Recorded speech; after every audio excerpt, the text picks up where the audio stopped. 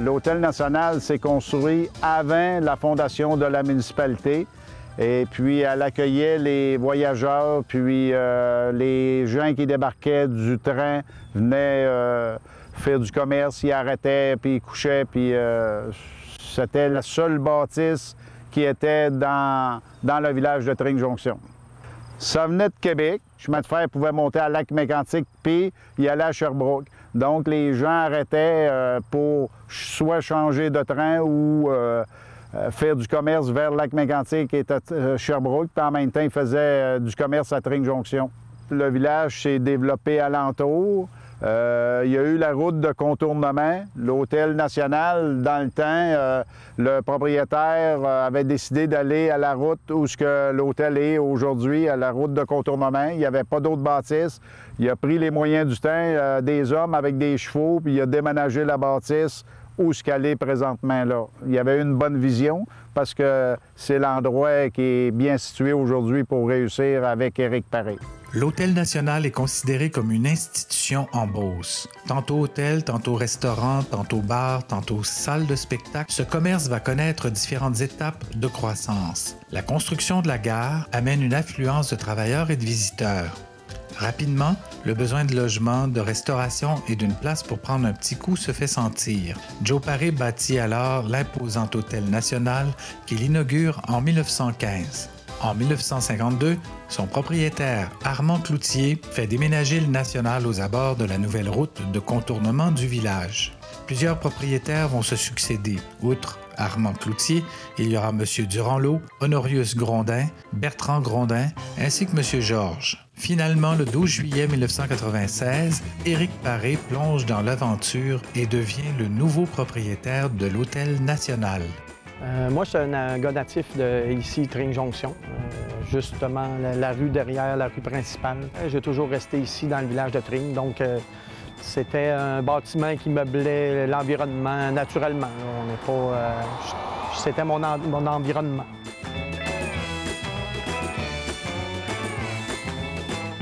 Mon père était content parce que j'étais supposé de m'acheter un autre petit bar versus... C'était cette chose-là, donc j'achetais quelque chose de quand même historique, puis en même temps un bâtiment qui est d'envergure. À 27 ans, j'ai embarqué là-dedans, on va dire comme on dit, innocemment, sans savoir dans quoi je m'embarquais. Heureusement, ma mère était là pour m'accompagner durant les 18 années qui ont suivi. Sinon, j'aurais pas pu opérer ce gigantesque building-là seul.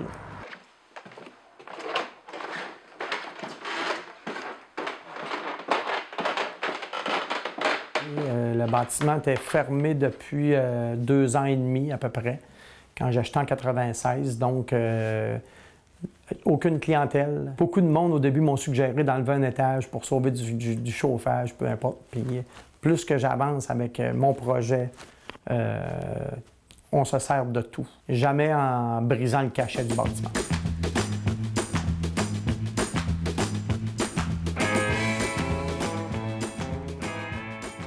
Ici, il y avait toutes les clientèles, parce qu'il y avait du country, concours d'amateurs, mais en dernier, c'est plus des jeunes un peu, parce que c'est des spectacles comme Éric Lapointe, puis Peter McLeod, comme les humoristes. Fait que ça a pris une autre tendance. Fait que c'est tous des gros noms renommés qui viennent ici, parce que c'est la salle, puis tous les professionnels sont attirés vers cette salle-là, parce qu'ils sont bien accueillis. Ça donne un résultat énorme. Ici, vraiment, c'est l'espace réservé aux artistes. On est au 2e étage, puis vraiment, c'est un espace unique, chaleureux, que les artistes adorent. Eux autres, ils aiment ça, ils donnent un environnement de même parce que c'est unique. Puis le bâtiment a comme un âme, il y a quelque chose qui est spécial ici, donc ils se sentent vraiment à l'aise. Et moi aussi, je suis à l'aise aussi quand je me promène ici.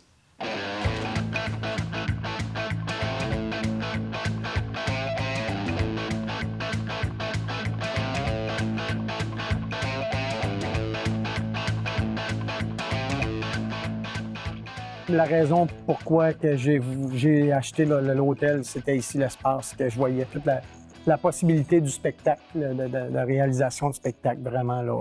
C'était l'inconnu total, parce que oui, j'aimais la musique, j'avais une passion, mais j'avais pas jamais eu à promouvoir un spectacle.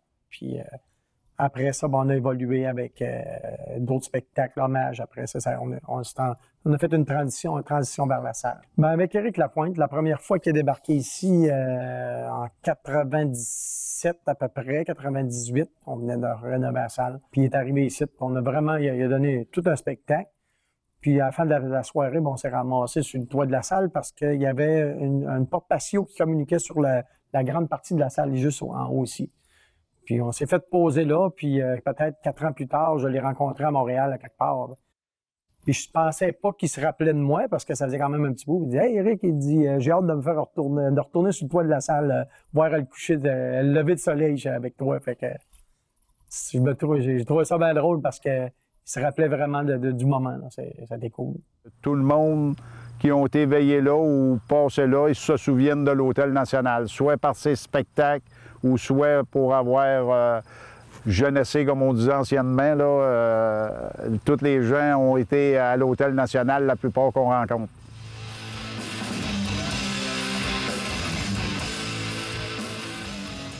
C'est notre emblématique, hein, l'Hôtel National. Là, depuis qu'on est petit, on voit des shows de bleu qui se passent en avant de l'hôtel.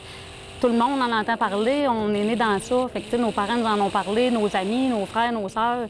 Fait que nous autres, de venir à l'Hôtel National, c'était un must. Là. On était in quand on était capable de rentrer. Là. Fait qu'on venait voir ici, puis c'est comme ça que ça commençait. Là. Quand on était au secondaire, les gars de football, ils venaient tout le temps après les games ou après les pratiques, ils se rassemblaient ici.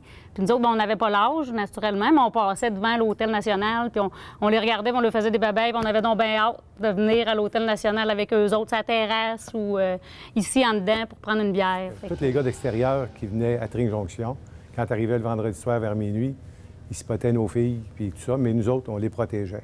Fait que c'est pour dire que tous les gars locaux se sont mariés pas mal avec des filles locales.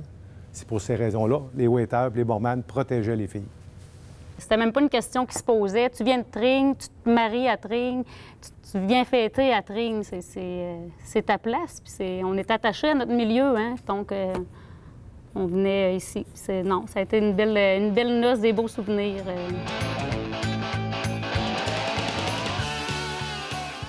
Si c'était à refaire au début, je sais pas comment dire ça, faut pas savoir dans quoi qu'on s'embarque.